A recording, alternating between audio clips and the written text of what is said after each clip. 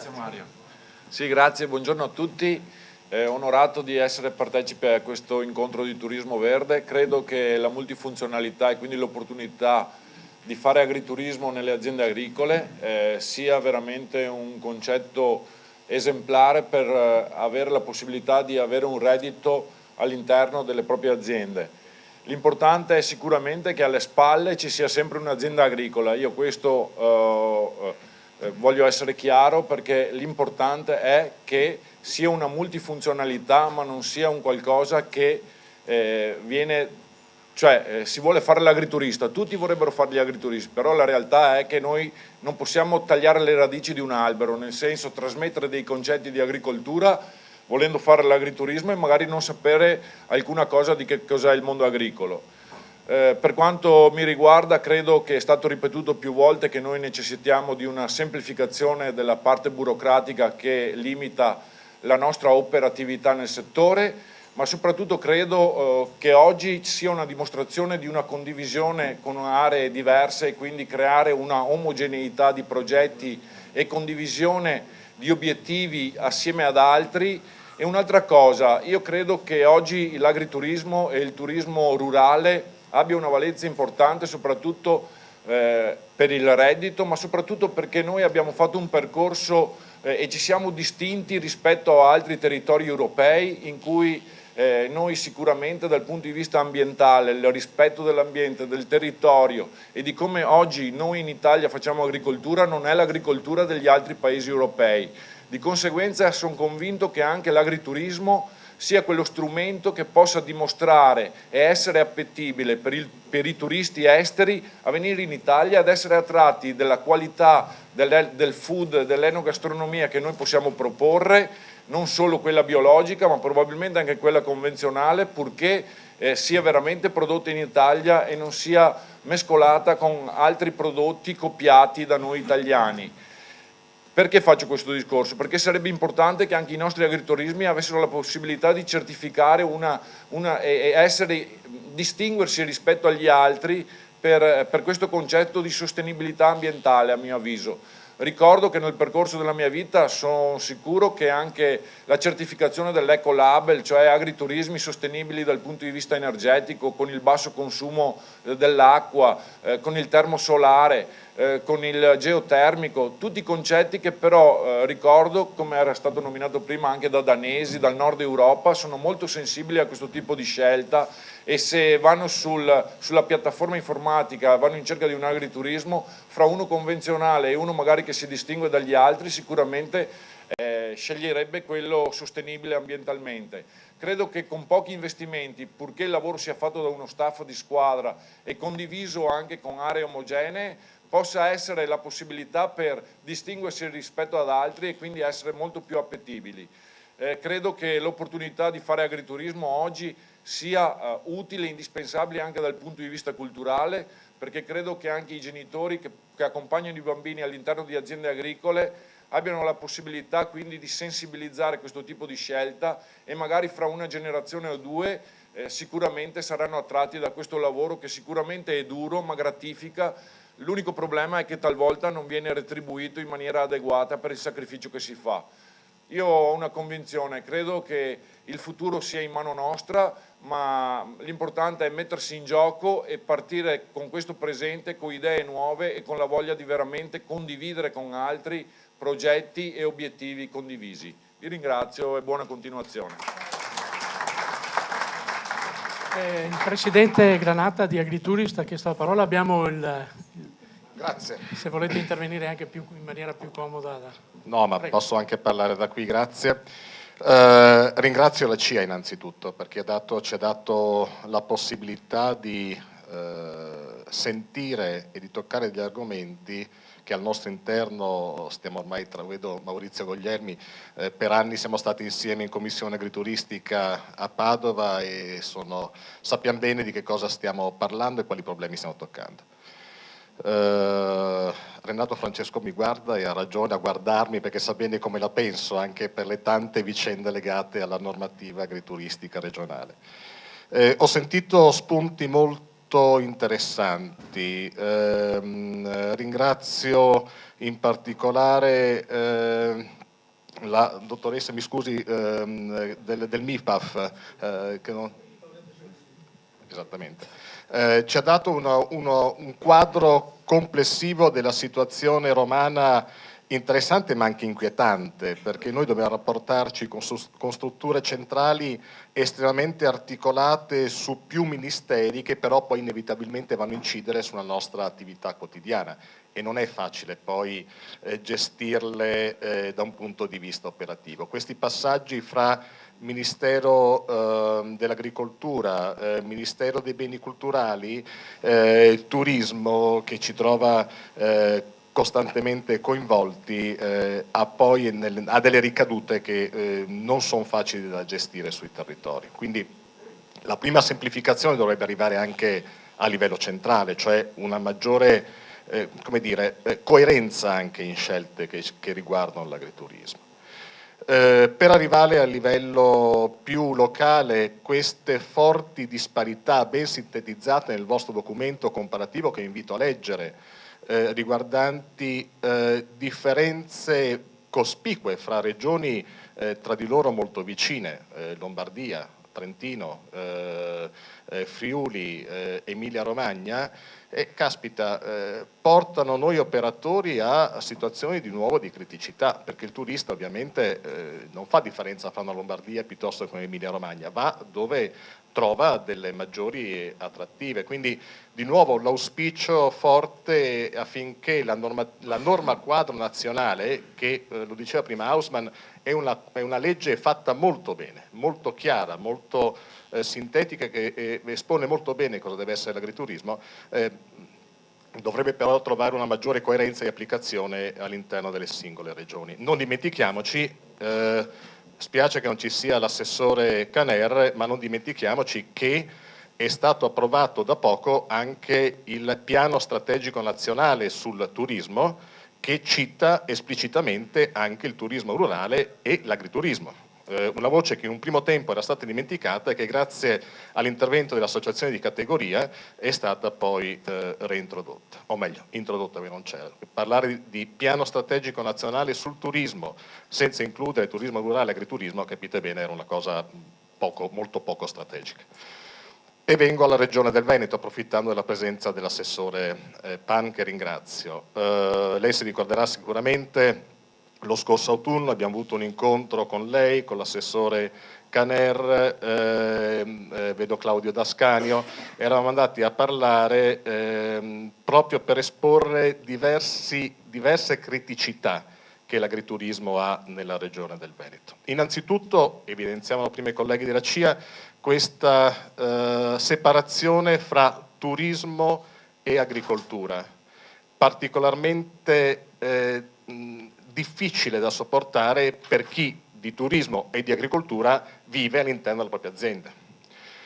Ora, io sono del parere che i due aspetti vanno ricomposti e vanno ricomposti all'interno di una unitarietà di intenti, di un'unitarietà di prospettive di sviluppo dell'agriturismo per quello che vuole essere e deve essere l'agriturismo, inserendo a pieno titolo l'agriturismo all'interno del più vasto complesso del turismo veneto. È vero, le ultime statistiche di 2 settimane fa danno per il 2016 una crescita del turismo veneto pari, se non erro, a 67 o 68 milioni di presenze, sono cifre molto importanti. L'agriturismo è cresciuto, se non erro, del 9, qualcosa per cento, ma non dimentichiamoci che in questi numeri rappresentiamo pur sempre l'1, qualcosa, 1,7, 1,6%, quindi siamo i 1400 agriturismi che citava prima, rappresentano veramente un nulla, poco più di un nulla. Facciamo tanto rumore, siamo molto attivi, siamo molto presenti, però non dimentichiamoci le cifre che abbiamo davanti. Ora, di fronte a queste cifre abbiamo dei problemi di non poco conto da affrontare. Lo spacchettamento, chiamiamolo così, fra turismo rurale da un lato e agriturismo dall'altro è un caso unico in tutta Italia. Io più volte ho detto che per certi aspetti la legge della Regione Veneto sull'agriturismo è una legge ostile agli agriturismi. Uso una parola forte, ma la uso a ragion veduta. È ostile per certi aspetti all'attività agrituristica perché, ad esempio, per quanto riguarda la ristorazione, abbiamo di fronte una serie di tabelle che ci impongono delle valutazioni interne alle aziende di difficilissimo controllo. Non solo, ma i valori dei prodotti all'interno delle singole province variano anche in maniera non indifferente. Ne abbiamo parlato, gliel'avevo esposta, gli ho fatto vedere questa tabella a colori, tanto ecco, poi i singoli turismi che vanno ad affrontare questi problemi poi si trovano di fronte una pluralità di enti controllori che, contrastando anche una legge nazionale sul registro unico dei controlli, non dialogano fra di loro. Per cui fuori dalla porta abbiamo una serie di questuanti, di controllori, che ci controllano anche al di là di quelle che sono le proprie competenze, sbagliando gli stessi controlli. Un ricorso al TAR ci costa sui 3, 4, 5 mila euro, una sanzione 500? Insomma, facciamo anche un po' di conti. Quindi, l'altro invito forte che faccio all'assessore Panne è di vigilare su chi ci vigila, perché non possiamo avere fuori dalle nostre porte delle persone che molto spesso non sanno neppure in quale ambito operano. Lei ha detto delle parole che ho condiviso pienamente prima, cioè operare, e lo dice anche la legge, nel rispetto dell'economia delle nostre aziende. Non dimentichiamoci che noi produciamo reddito, noi facciamo manutenzione dell'ambiente, noi siamo dei produttori. Altri consumano questo reddito, bruciano quello che noi produciamo. Grazie. Grazie al Presidente di Agritourist. Io ho in nota per intervento Giuseppe Gandin, che è un nostro associato, anche se viene dalla provincia di Treviso, e lo ringrazio anche perché lui ci ha dato una mano a organizzare, in quanto è stato Presidente di Turismo Verde nazionale, oltre che regionale, e per i suoi contatti siamo riusciti anche a mettere insieme questa iniziativa di oggi. Grazie Giuseppe. Grazie a voi. Ringrazio gli assessori e Vittoria Briccolini del Ministero dell'Agricoltura. Diciamo che il mio intervento è quasi stato bruciato perché le stesse cose devo dirle io, perché questa è la realtà che purtroppo non viene recepita dagli assessori. Perché? Perché i numeri parlano chiaro. Noi rappresentiamo l'1,7, perciò la nostra forza di voto è molto bassa. E allora bisogna ascoltare le altre categorie, perché quelle determinano poi le regole e quello che andiamo ad applicare. Io chiedo e vi chiedo a voi, a Vittoria Briscolini, che ci conosciamo da parecchio tempo, dove viene collocato l'agriturismo? Cioè è attività agricola o è attività turistica? Perché quando fa comodo siamo nell'agricoltura, quando non fa comodo siamo nel turismo. Da poco è stato inserito perché la legge 11 non parlava di agriturismo, la legge del turismo. Le leggi, se andiamo a vedere la tassazione, perché noi abbiamo le cose semplificate, ma dove sono semplificate? Dov'è che sono semplificate? Dov'è che paghiamo meno degli altri? Prendiamo la Tarsu, allora noi abbiamo gli scarti di lavorazione, abbiamo intanto la quota degli alberghi e ristoranti, perché siamo considerati tali. Più abbiamo gli scarti di lavorazione, il prodotto agricolo, abbiamo 3 enti che ci portano via i rifiuti e li paghiamo, non è che vengano gratis. Ecco, allora, e questa è un'agevolazione, mi dite, perché sento che siamo agevolati, perciò questa sarebbe un'agevolazione. Andiamo a vedere l'igienico sanitario. L'igienico sanitario parla di 1,5 metri per persona, quando negli alberghi e nei ristoranti c'è il metro quadro. Siamo regolati dalla legge della civile abitazione quando va bene, quando non va bene invece siamo dall'altra parte. Ecco, io vorrei una spiegazione, perché questo è nazionale, non è che sia di un assessore o dell'altro, è un po' di tutti.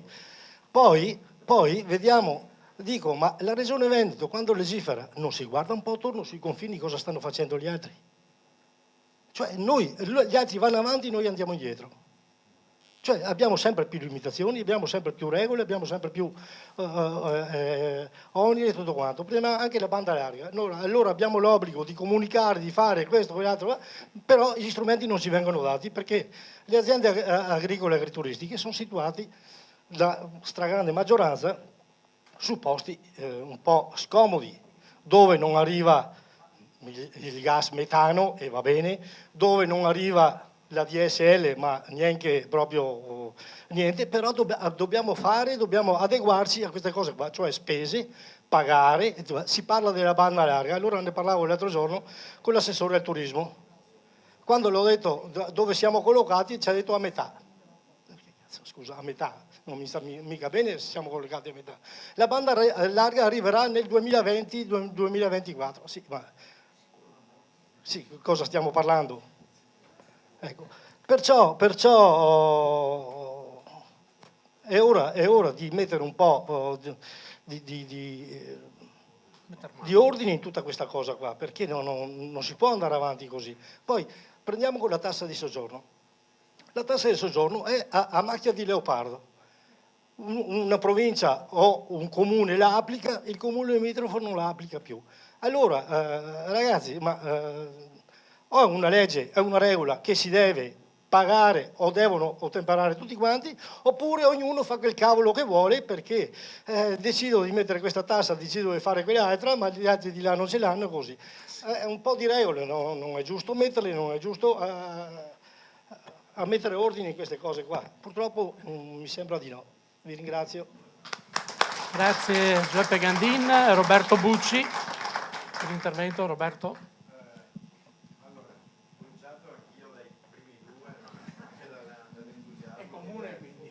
Anche dall'entusiasmo di Beppi. Ce n'è un altro di argomento molto importante che qua tocca molto di più lei, assessore. Le famose lobby che ci hanno già costretto nel nostro territorio hanno avuto un'altra arma forte che nessuno dei suoi colleghi hanno citato oggi, che sono il tempo lavoro. Fermo restando che noi siamo tutti convinti e nessuno di noi voglia mettere in discussione la prevalenza del tempo lavoro agricolo, e su questo non c'è discussione, ma non è possibile che noi come imprenditori veneti siamo più veloci quando dobbiamo levare i maiali e siamo più lenti quando dobbiamo curare le nostre aziende agrituristiche. E soprattutto quando alleviamo gli animali riusciamo in 3 ore a costruire delle imprese, e mentre quando dobbiamo gestire una piscina riusciamo a pulirla una volta al giorno. È evidente che con questo meccanismo la prevalenza diventa distorta, cioè non ha più un senso che porta a quello che invece la legge e l'ispirazione della legge nazionale ci ha dato dal primo minuto, che è la connessione. Perché è evidente che quando noi facciamo che per l'attività agrituristica ci impegniamo milioni di ore e mentre per fare l'azienda agricola incredibilmente non ci mettiamo niente, anche il rapporto della connessione è stata utilizzata male e in forma strumentale, perché se voi andate a valutare i tempi lavori delle differenti regioni, noi abbiamo un esempio straordinario che è il maiale o il porco, come lo chiamiamo noi. Sapete quante ore ci vuole per fare un porco in un anno? 3. E sapete quanto serve per mantenere una piscina? 3 ore al giorno. È già evidente che questo è uno strumento che è stato utilizzato male e senza i giusti presupposti per la difesa e lo sviluppo dell'azienda agricola.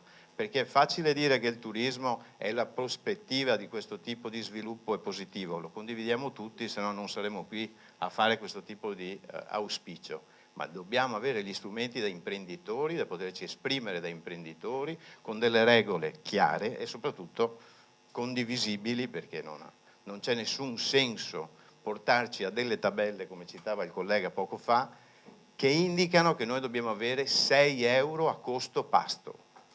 Cioè, come facciamo a fare qualità con 6 euro a costo pasto? Tutti noi compriamo i prodotti marchiati, i prodotti DOP, IGP e tutto quello che ne viene appresso. Cioè, è impossibile costituire un pasto di qualità con 6 euro. Può essere una variante, può essere un'opportunità, il mondo dell'agriturismo deve essere ampio, deve essere libero, ognuno deve fare impresa come meglio lo ritiene fare, ma a maggior ragione non possiamo essere costretti ad una competizione al basso dove noi dobbiamo andare a comprare le cose, utilizzare prodotto di scarsa qualità senza nessun tipo di ritorno economico e per portare dei pasti a 6 euro che sono costi da mensa, non costi di ristorazione di qualità per quei progetti che voi prima avete citato di presidio e di presenza che devono fare le nostre imprese sul territorio. Quindi, proprio perché è di natura agricola, la prego di appuntarsi la questione del tempo lavoro, perché il tempo lavoro è fondamentale. Grazie. Grazie Roberto. Giorgio Turini, un altro imprenditore agrituristico.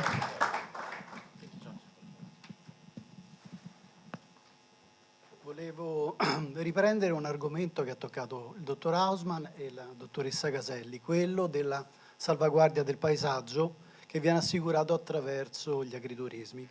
Io sono romano, abbiamo un agriturismo a Noventa di Piave con mia moglie e noi stiamo toccando con mano l'erosione del territorio.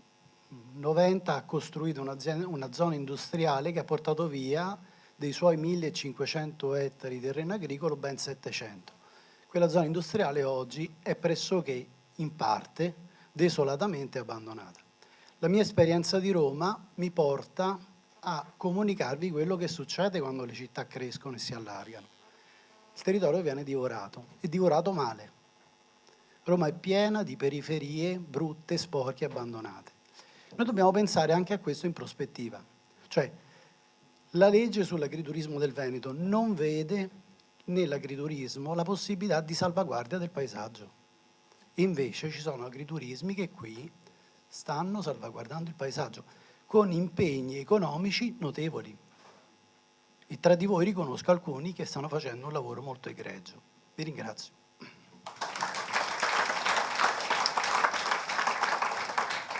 Se ci sono altri interventi, se no facciamo fare un giro di prima risposta. Mara Longhin, presidente di Donne in Campo Nazionale e oltre che agriturista. Prego.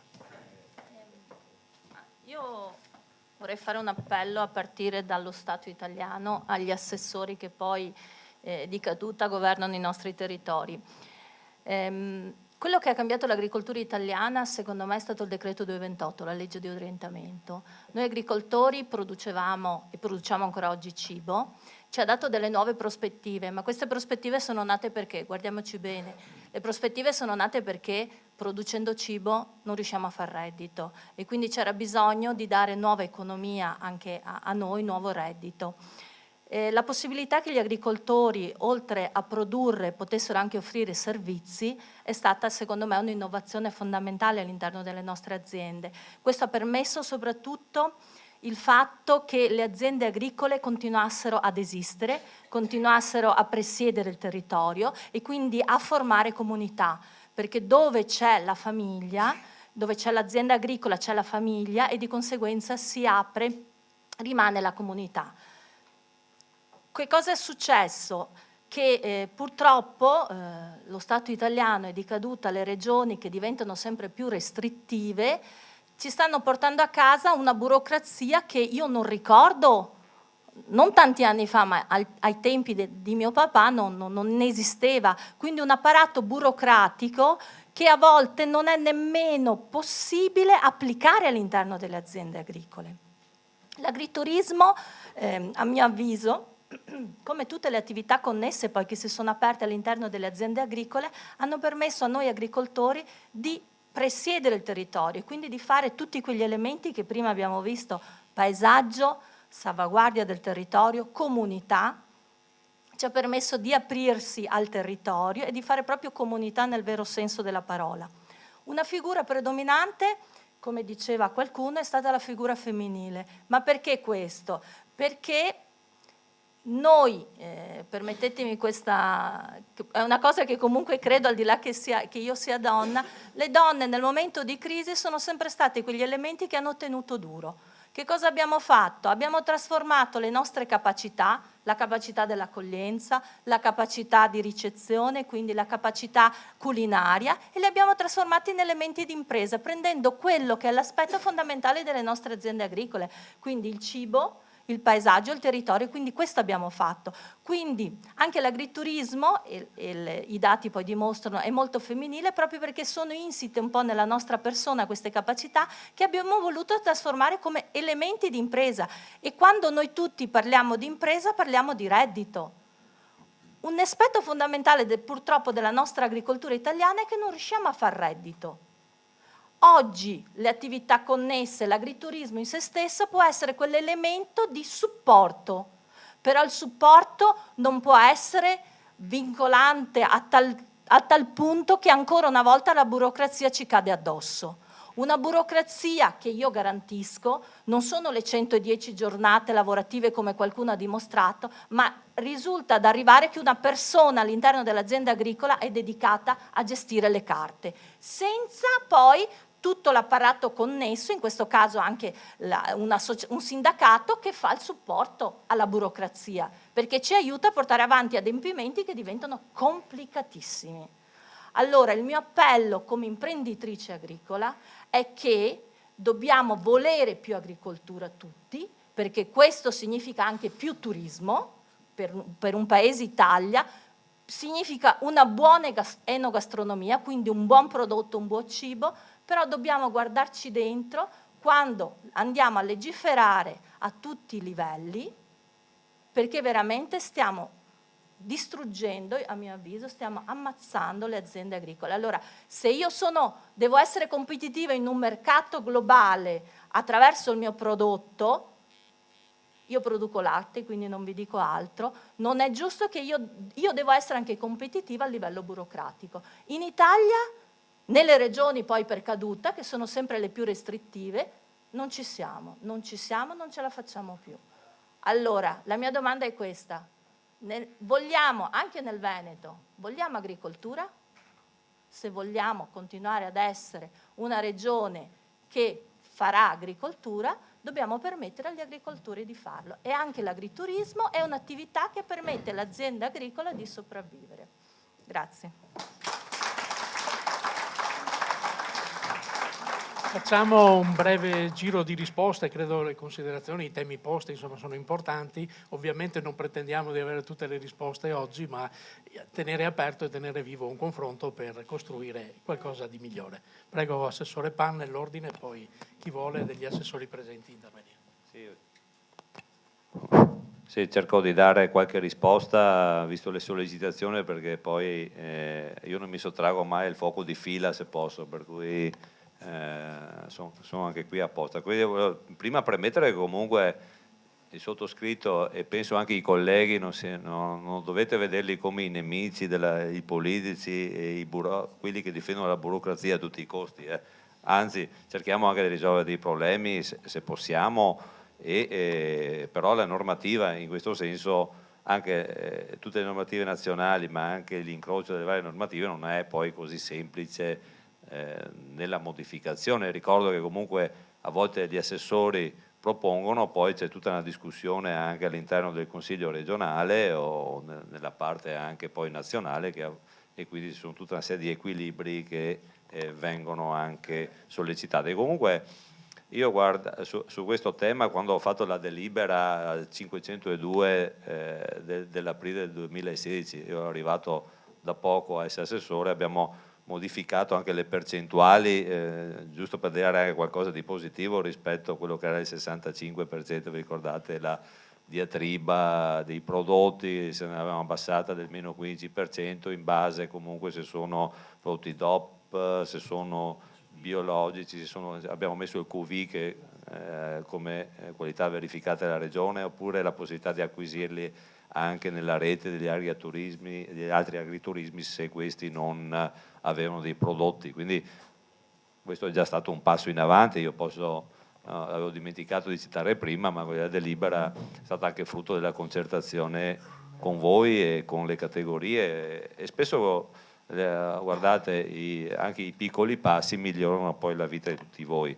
È chiaro che poi sulle tabelle del controllo ci siamo accorti, c'è da lavorarci sopra, perché non è che quei prezzi, quelle cose lì abbiamo visto insieme, quindi ci stiamo lavorando, anche le strutture. Io so che l'assessore anche sta mettendo questo problema sotto fuoco. Qualcuno vi parlava prima della TARSU. Una TARSU è una tassa comunque di smaltimento rifiuti che è comunale, quindi dovete rivolgere, cioè ogni comune, ogni comunità oppure associazione di comuni hanno e gestiscono questa tariffa, tra l'altro, quindi c'è in base ai costi, in base alle distanze, in base alle raccolte differenziate. Adesso io la butto lì perché qui e anche prima quando si diceva che comunque c'è la tassa di soggiorno. Guardate, la tassa di soggiorno è una tassa che per legge il comune la decide il sindaco, il consiglio comunale, quindi a Venezia adesso non so quanto sia, ma penso sia di qualche euro, giusto?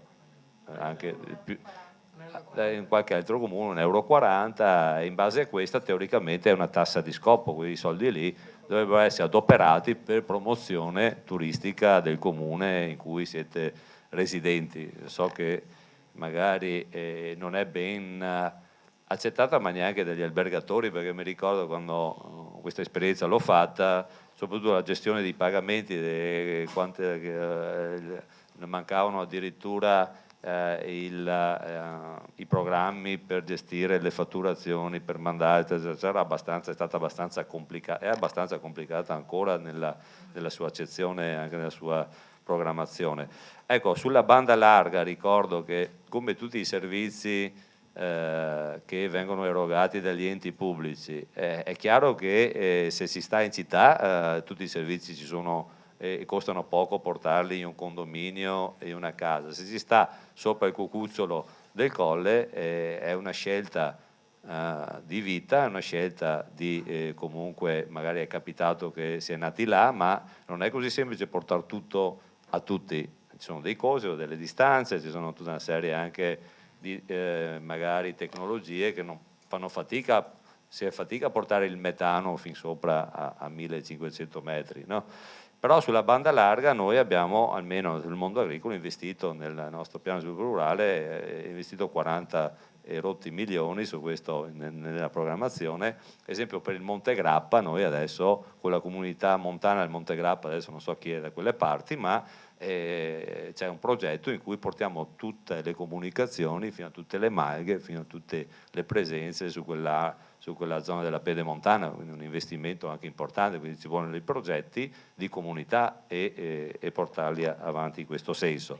Per quanto riguarda il tempo lavoro, adesso non ricordo chi me l'aveva chiesto, eccolo qua, che è il signor Di Zellarino, l'agriturismo qua me lo ricordo bene, e c'è la delibera che arriva, è stato modificato quel discorso del maiale da 3 ore, no? Ecco. L'altro giorno abbiamo proposto. Sì, no, volevo dirti che sarai nella giunta la prossima giunta di martedì, ecco questo, quindi è già una notizia. Ecco, e comunque sì, si sente, e quindi questa è una notizia positiva e sicuramente è stata anche probabilmente recepita un'indicazione, non è la prima volta che ti sento parlare del tuo di questo tema, quindi vedete, a volte anche questi incontri servono sicuramente anche a noi a capire dove ci sono le criticità, dove ci sono le questioni, quindi è bene, poi io riporterò anche all'assessore Caner anche per quanto riguarda altri temi che sono emersi, di cui io adesso in questo momento non posso rispondere. Grazie Assessore. Se gli altri assessori vogliono fare una brevissima, compresa la responsabile del Ministero, se avete qualcosa da dire, se no... Sì, prego. Faccia così, visto che ci siamo spostati. Ma molto brevemente, io prima mi sono dimenticata di dire che una delle complicazioni che abbiamo noi e che io sto cercando di risolvere con i miei colleghi della sanità, ma è molto complicata, è la questione della trasformazione dei prodotti per essere poi consumati nell'agriturismo. E questo ha a che fare soprattutto con norme delle ASL e cose di questo genere, che sono un inferno dantesco anche dal punto di vista della pubblica amministrazione, perché in realtà poi subentrano addirittura sopra dei regolamenti comunali. Io ho delle situazioni completamente deliranti in giro per l'Emilia Romagna in cui un comune ha degli agriturismi che possono fare la loro marmellata, darla via, eccetera, e il comune di fianco no. devono sottoporla a un procedimento molto più complicato che la rende diseconomica e quindi non lo fanno. Oppure situazioni in cui uno per tirare il collo a una gallina e farla arrosto a pranzo deve fare dei lavori, deve portarla al macello, insomma delle cose. E questa è una delle questioni su cui secondo me l'unica maniera di venirne a capo è avere una norma nazionale. Perché sennò come ti muovi qualcuno ti viene addosso e quindi però bisogna farlo perché sono cose che veramente insomma rasentano il ridicolo, a parte che poi a noi ci fanno perdere i sacchi di tempo che non abbiamo, ma sono veramente sgradevoli, perché io poi vorrei anche uscire da questo schema per cui di qua c'è della gente che si vuole accanire. Io, per darvi un tratto biografico, per 30 anni ho lavorato, facevo il direttore del Consorzio Finanziario Nazionale della Cooperazione e quindi cercavo i soldi per le imprese cooperative italiane. Per cui stavo dietro a parecchie pratiche, ogni tanto i miei finanziamenti andavano a complemento dei finanziamenti del PSR e quindi sapevo bene, vedevo dall'altro lato della barricata, per cui la vivevo esattamente a rovescio, quindi non ho bisogno di essere sensibilizzata su questo e mi passavo le mie rabbie eccetera eccetera. Però questo schema qui secondo me bisogna che lo finiamo e che cominciamo a ragionare in una maniera diversa anche sull'approccio alle cose, perché altrimenti A, non andiamo da nessuna parte, B, ognuno guarda il suo pezzo, non guarda il pezzo di quell'altro. Allora, qual è il tema di fondo? Che questo qui è un settore che in tutto il mondo è sovvenzionato pubblicamente, perché se no non sta in piedi. Quindi, dato che è sovvenzionato pubblicamente, c'è tutto il tema, ti arriva la moneta pubblica, ergo dobbiamo controllare che tu ti comporti bene con la moneta pubblica perché è di tutti. Ricordo a tutti voi, non avendo bisogno di dovervelo ricordare, che già che siamo in fase di consultazione della nuova PAC, un bel pezzo dei preamboli dell'Unione Europea è fatto per spiegare al pubblico, ai cittadini dell'Unione Europea perché un bel pezzo del bilancio dell'Unione deve andare alla politica agricola, perché non è mica scontato, tutte le volte bisogna ripartire da lì. Allora dopo è chiaro che bisogna dimostrare che il denaro ci va speso bene e che soprattutto chi lo riceve non lo ruba.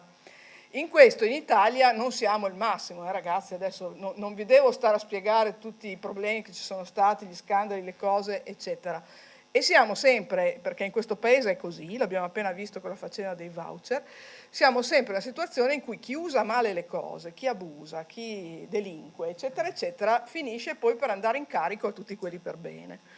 Allora noi bisogna che veniamo via da questa cosa qua, se no non ne usciamo, perché noi, anche se siamo i più bravi del mondo e se arriva un assessore più bravo di me che riesce a mettere a posto la questione burocratica sulle norme regionali, in realtà non potrà mai mettere a posto e non potrà mai rendere competitiva l'azienda agricola italiana dal punto di vista burocratico rispetto a quella tedesca, cosa che invece va fatta perché se no non siete competitivi, cioè quindi io ho perfettamente presente che c'è un problema di competitività, faccio presente che finché il tedesco non deve fare l'antimafia, non ha il problema del DURC, eccetera, noi non saremo mai competitivi.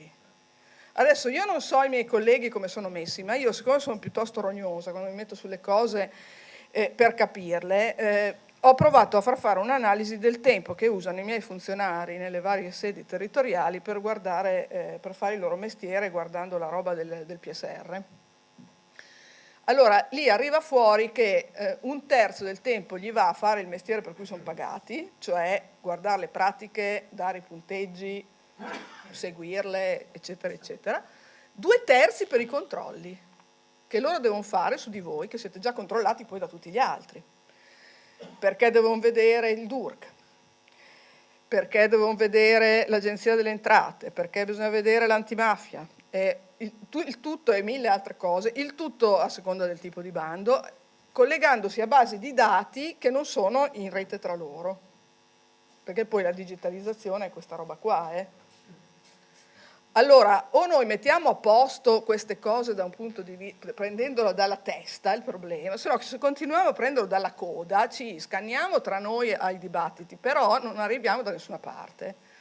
Allora, il punto è che bisogna che in questo paese la gente la pianti di delinquere e quindi bisogna essere anche più incisivi sui controlli, eccetera, eccetera. Secondo, Bisogna che, visto che abbiamo questa mole in più di controlli, se la gente non la pianta di delinquere, bisogna che almeno le basi di dati siano confrontabili, che il funzionario non debba correre dietro a quello dell'Agenzia delle Entrate per ore perché non ha un bottone da schiacciare per andare a vedere se uno è a posto, perché dovrebbe essere così, che tu schiacci un bottone e vai a vedere se uno è a posto. È un po' più complicata per l'antimafia, perché quelli prefettizie ci sono dietro delle indagini di polizia giudiziaria e non te lo vengono mica a dire per intero nel durante. Quindi rimarranno comunque degli elementi di sistema paese per noi un po' massacranti. Poi sono d'accordo con voi che dopo non bisogna accanirsi con le tabelle e con le questioni, no? Da noi si è fatto un registro unico dei controlli, dopo si è fatto anche a livello nazionale, bisogna che insistiamo con queste cose qui, bisogna che non duplichiamo, perché adesso il problema è che anche tutti gli organismi di controllo più disparati che ci sono, quello delle DOP, quello per gli allevamenti, quello per il bio, non si parlano tra loro o si sovrappongono, nel senso che nessuno dà per buono il controllo che ha fatto quell'altro, no? Sempre perché nessuno si fida di nessuno. Allora, qui bisogna che ne veniamo a capo anche di questa cosa, perché altrimenti c'è una grandissima perdita di tempo di tutti. Allora, siccome il tempo che perdono i funzionari pubblici è tempo di tutti e sono soldi di tutti, secondo me questo è veramente il tema, che però non risolviamo da soli, né io, né Pan, né Fava. Questa è una questione nazionale che va affrontata per il verso principale e che va confrontata con l'Unione Europea, perché poi non possiamo mica essere noi che dopo siamo esposti al fatto che arriva l'audit comunitario. A me l'ultimo audit comunitario che mi è arrivato sull'OCM dell'ortofrutta è andato bene, nel senso che hanno trovato roba fuori posto, dopodiché mi hanno contestato che eravamo troppo in pochi per fare quei controlli lì. Volevo dirgli, ma qualcuno vi ha spiegato che abbiamo il blocco del turnover, cioè abbiamo i tagli, cioè queste cose qua, oppure pensate che veniamo da Marte? Ma seconda cosa più bella ancora, perché non vi succede solo a voi, succede anche a noi, ci hanno contestato di non avere fatto un controllo che nessun regolamento dice che dobbiamo fare. Quindi cioè, siamo alla fantasia al potere. Per cui davvero non è per essere soddisfatti, ma su questa cosa qua noi dobbiamo fare una coalizione. Cioè, bisogna che ci cominciamo a lavorare da un altro lato, perché altrimenti questa roba qua continua in eterno a riprodursi. Nel frattempo le superfettazioni che arrivano dalle normative comunitarie continuano a stratificarsi e la questione non solo non si affievolisce, ma rischia di continuare ad appesantirsi, essendo vittime tutti, a cominciare dalla pubblica amministrazione, in cui attualmente, ribadisco, i funzionari per 2/3 del tempo fanno un mestiere che non è quello per cui li abbiamo assunti, perché a me che un agronomo debba trasformarsi in un fiscalista per il tempo in cui deve guardare una pratica del PSR lo trovo un'assurdità. Però questo siamo, e questo siamo noi, perché siamo l'Italia, non siamo la Germania, siamo l'Italia perché abbiamo purtroppo una storia che è fatta in un certo modo. Allora la storia bisogna che ce ne liberiamo, bisogna che ce liberiamo anche facendo la battaglia anche dalla parte vostra, affinché quelli che lavorano male, quelli che non rispettano le regole, vengano cacciati fuori il più possibile dal sistema.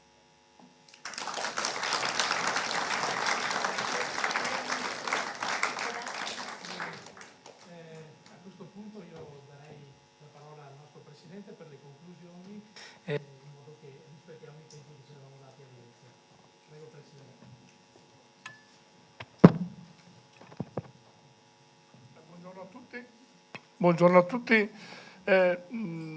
Diciamo che la discussione oggi è stata sicuramente molto ampia e ha toccato in realtà tutti i momenti di crisi legati all'agriturismo. Io mi voglio soffermare soprattutto in una formazione che è stata fatta, opportunità. Secondo me l'agriturismo è e deve essere un'opportunità. Non può essere che l'agriturismo è in contrapposizione, che ne so, all'albergo sulla spiaggia o al ristorante che è in centro città. L'agriturismo gestisce, diciamo, un campo pur di tipo turistico molto particolare che è sicuramente in crescita.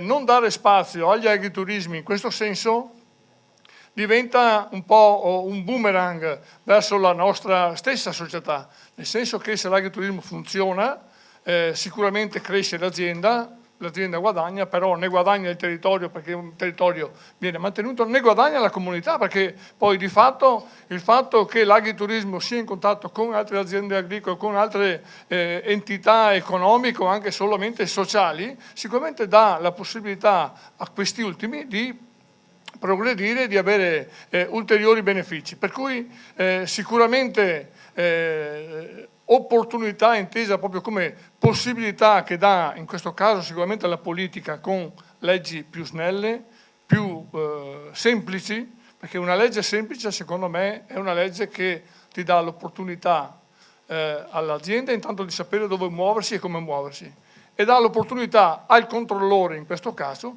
di sapere dove andare a controllare e cosa controllare, perché altrimenti più complicata è la legge, più sono numerose le vie da cui si può scappare. L'uniformità dopo, o una maggiore uniformità della legislazione a livello interregionale, e oggi mi sembra che sia una giornata importante da questo punto di vista, cioè mettere a confronto le legislazioni per vedere quali possono essere i punti di collimazione delle leggi è sicuramente importante, perché avere un trattamento al di qua del fosso di un tipo e al di là del fosso di un altro è sicuramente anche fuori tema, fuori tempo, per cui sicuramente l'uniformità legislativa è importante. Credo sia importante anche una, come diceva prima l'assessore, una maggiore direttiva a livello nazionale. Cioè alcuni punti a livello nazionale non possono essere presi e stracciati, diciamo, dalle varie regioni solo perché la pensano in maniera diversa. Io credo che alcune direttive nazionali devono essere i pilastri fondanti su cui questa legge o altre leggi devono camminare e all'interno di questi pilastri si muovono le regioni, perché altrimenti succede purtroppo come la legge agrituristica veneta, che sicuramente ha alcuni aspetti decisamente molto negativi. Per cui ben vengano secondo me incontri di questo genere dove il confronto deve essere alla base per poter migliorare quello che già c'è e eventualmente dare la possibilità alle aziende agrituristiche in questo caso veramente di vivere e di avere un'opportunità nel vero senso della parola. Grazie a tutti. Grazie Presidente, un piccolo omaggio ai nostri ospiti, insomma, soprattutto alle signore prima di tutto.